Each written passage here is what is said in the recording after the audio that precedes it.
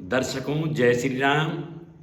मैं आचार्य रमेश सेमवाल अपने YouTube channel गुरुदेव रमेश सेमवाल पर आपका स्वागत करता हूँ। ज्योतिष संवाद की यात्रा निरंतर जारी है और ज्योतिष धर्म ज्ञान गंगा की चर्चा में मैं निरंतर आपको उपाय आपके जीवन की सिद्धि के लिए, आपके परिवार की सिद्धि के लिए, आपके जीवन में सुख हो, शांति हो, समृद्धि हो, भक्ति हो और भगवत कृपा हो, परमपिता परमेश्वर से आपकी मित्रता हो, आप सत्कर्मों के द्वारा ग्रह नक्षत्रों को प्रसन्न कर सकते हैं। जब हम सत्कर्म करते हैं तो हमारे ग्रह नक्षत्र प्रसन्न हो जाते हैं, चाहे सूर्यदेव हों, चंद्रदेव हों, मंगलदेव हों, बृहस्पति देव हों, शुक्रदेव हों, शनिदेव हों, राहुदेव हों, केतुदेव हों। जब हम अच्छे कर्म करते हैं, सत्य बोलते हैं, झूठ नहीं बोलते हैं, जीव जंतु की सेवा करते हैं, माता पिता की सेवा करते हैं, सत्य के आधार पर जीवन को जीते हैं, मांस भक्षण नहीं करते हैं, मदिरा का प्रयोग नहीं करते हैं, तो ग्रह नक्षत्र हमसे प्रसन्न होते हैं। हमें साफ सफाई में रहना, वाणी से संयम रखना, कानों से अच्छा सुनना, आंखों से अच्छा देखना, सूर्यदेव, चंद्रदेव, मंगलदेव, बुधदेव यानी नवग्रहदेव हमारे अच्छे कर्मों से प्रसन्न होते हैं। दर्शकों, आज का विषय है रोग। हमारे जीवन में, भौतिक जगत में जब मनुष्य रहता है तो रोग उसके जीवन में परेशानी करते हैं। आपको पता है, दीर्घकालीन रोग शनि और राहु देते हैं। दीर्घकालीन रोग मतलब लंबे रोग, कई साल चलने वाले रोग शनि और राहु देते हैं। उन पे मंगल का प्रभाव हो और सूर्य भी दूषित हो जाए, लग्नेश दूषित हो जाएं तो रोग लंबा चलता है।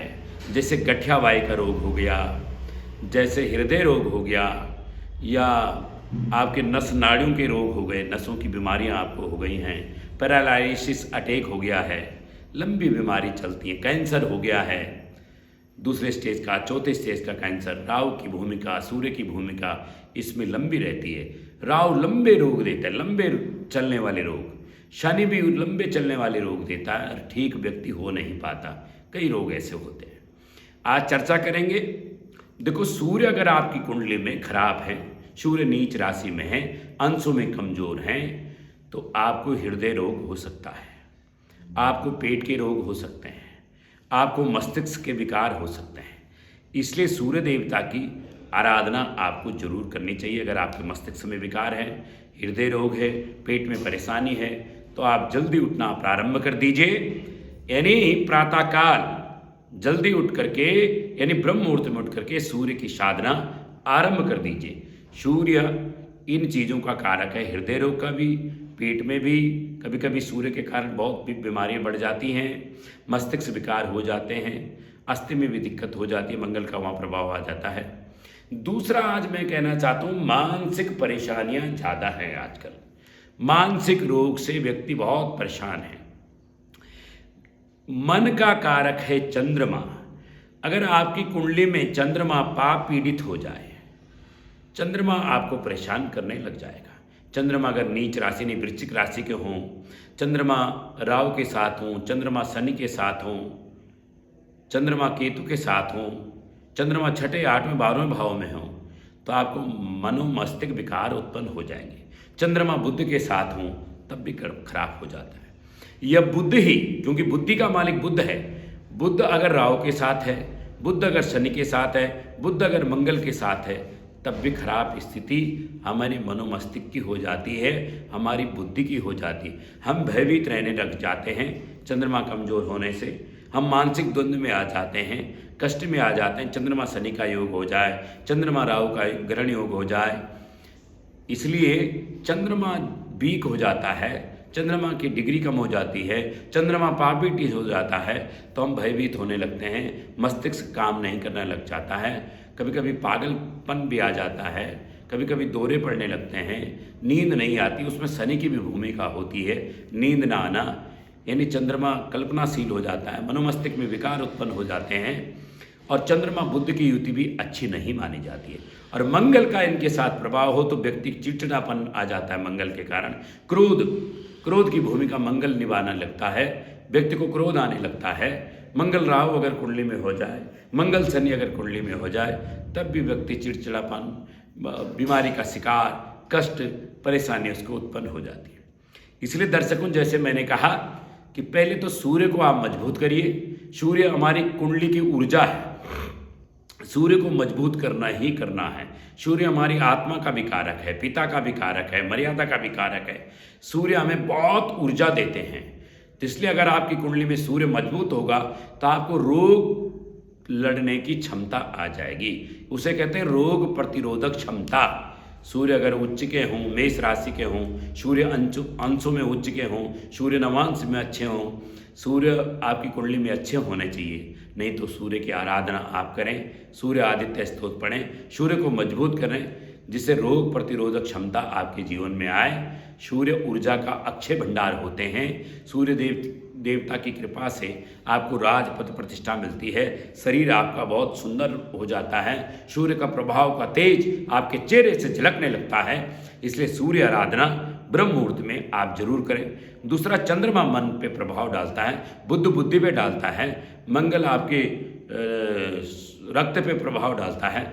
इसलिए चंद्रमा को मजबूत करने के लिए भगवान शंकर की आराधना करिए, ओम नमः शिवाय का जाप करिए, चंद्रमा का रत्न धारण करिए, गंगा जी में दूध अर्पण करिए। सोमवार को पान, लौंग, इलायची, सुपारी और दूध और कुछ मीठा प्रत्येक सोमवार या तो शिव जी पे जाइए, भगवान शंकर को अभिषेक करिए, या गंगा जी में जा करके दूध अर्पण करिए। आपके जीवन में चंद्रमा की कृपा होने लगेगी। रुद्राक्ष धारण कर सकते हैं आप, 5 मुखी रुद्राक्ष, 7 मुखी रुद्राक्ष, रुद्राक्ष की पूरी माला भी आप धारण कर सकते हैं। तो रुद्राक्ष धारण करने से भी आपको मन मस्तिष्क के विकार नष्ट होने लगेंगे, आपकी ऊर्जा बढ़ने लगेगी। तो सूर्य को मजबूत करिए, चंद्रमा को मजबूत करिए। बुद्ध के लिए आप गाय माता की सेवा कर सकते हैं, भगवान गणपति की आराधना कर सकते हैं। भगवान गणपति जी के मंदिर में जाकर के प्रत्येक बुधवार गणपति जी को लड्डू का भोग लगाएं, दूब घास चढ़ाएं। तो बुद्ध को भी मजबूत करना बहुत जरूरी है। मंगलवार क्रोध अगर ज़्यादा है, मन मस्तिष्क में विकार है, तो मंगलवार को हनुमान जी की आराधना, हनुमान जी की साधना आपके लिए बहुत अच्छी रहने वाली। क्योंकि मंगल शनि का योग, मंगल राहु का योग भी आपके जीवन में मानसिक द्वंद्व उत्पन्न करता है। मंगल और शनि का योग कुंडली में कहीं भी बैठा हुआ हो, मंगल शनि अच्छा नहीं होता, मंगल राहु भी अच्छा नहीं होता, अंगारक योग बना देता है। जैसे मैंने कहा, चंद्रमा शनि, चंद्रमा राहु, ये योग खराब होते हैं। उसी प्रकार बुध और राहु, बुध और चंद्रमा, बुध और शनि, मंगल और शनि, ये योग भी अच्छे नहीं होते हैं। सूर्य और राहु, सूर्य और शनि, ये योग भी कुंडली में अच्छे नहीं होते हैं। इसलिए मंगल की भी आप आराधना प्रारंभ कर दीजिए। हनुमान चालीसा के रोज 11 पाठ आप प्रारंभ कर दीजिए। हनुमान जी के मंदिर में जाना प्रारंभ कर दीजिए। हनुमान जी की ऊर्जा सतोगुणी होने लगेगी। हनुमान जी के मंदिर में जाकर लाल पुष्प आप चढ़ाइए। हनुमान जी को लाल पुष्प प्रिय पसंद है, हनुमान जी को लाल फल चढ़ाना प्रारंभ कर दीजिए। तो आपके जीवन की सुख शांति समृद्धि बढ़ने लगेगी। मानसिक द्वंद्व आपका दूर हो जाएगा। डिप्रेशन में है, एंजाइटी का है, तो ये सब दूर होने लगेगी। भय में आप रहते हैं, डर में आप रहते हैं, नींद ना आने की बीमारी है, तो शनिदेव को भी मनाना प्रारंभ कर दीजिए। शनिवार को छायादान आप कर सकते हैं। पीपल के पेड़ के नीचे जाकर के दीप जला सकते हैं। पीपल की आप परिक्रमा कर सकते हैं। तो शनि भी डिप्रेशन देता है, शनि एकांकी बना देता है, शनि नींद ना आने की बीमारी दे देता है, गोली खा के भी नींद नहीं आती। तो ये जो सारे सिम्टम मैंने बताए, चंद्रमा पापीटित हो जाए, सूर्य पापीटित हो जाए, राहु मंगल के साथ हो जाए, शनि खराब हो जाए, तो ये सब बुध खराब हो जाए, तो ये सारे कुंडली में हमारे मनोमस्तिष्क के विकार को बढ़ाने वाले होते हैं, हमें भयभीत करने वाले होते हैं। हमारा मनोमस्तिष्क एकाग्र नहीं रह पाता है, द्वंद्व उत्पन्न होने लगते हैं, रात में नींद नहीं आती है, मानसिक द्वंद्व हो जाता है, मानसिक थकान हो जाती है, चिड़चिड़ा स्वभाव व्यक्ति का हो जाता है। इन सब के निवारण के लिए आपको भगवान शंकर की आराधना उपासना जरूर करनी चाहिए। चांदी का चंद्रमा धारण करना चाहिए और पूर्णिमा के आप व्रत कर सकते हैं मानसिक द्वंद्व के निवारण के लिए। पूर्णिमा के व्रत बहुत अच्छे रहते हैं, गौ सेवा बहुत अच्छी रहती है। तो आप इन उपायों को करके अपने और भगवान गणपति जी को दूब घास चढ़ाना बहुत अच्छा रहता है।